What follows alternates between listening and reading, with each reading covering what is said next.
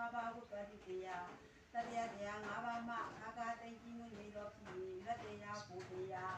နိဗ္ဗာန်ချမ်းသာဘုရားတော်အရှင်မြတ်ကိုရပါလို့ရှိပါ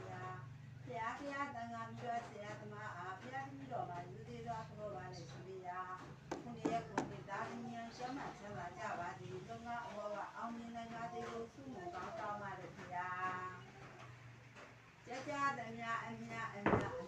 ရောမှုကြပါကုန်တော်သာဓုသာဓုသာဓုပါဗျာ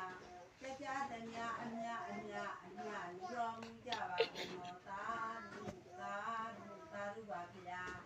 ကြကြသမျှအမြရောမှုကြပါကုန်တော်သာဓုသာဓုသာဓုပါဗျာကဘာလုံးကျမ်းမှချမ်းသာကြပါသည်အေးချမ်းကြပါသည်ယောဂများကင်းဝေးပါသည်လို့ဆုမွန်ကောင်းပါလေဗျာတောင်းတော်ဆုနဲ့ပြေပါပါသည်ဗျာယောဂခတ်သိမ်းပြင်းငိမ့်ပါသည်နှလုံးစိတ်ဝမ်းအေးချမ်းပါသည်ဖေးရခတ်သိမ်းပြင်းငိမ့်ပါသည်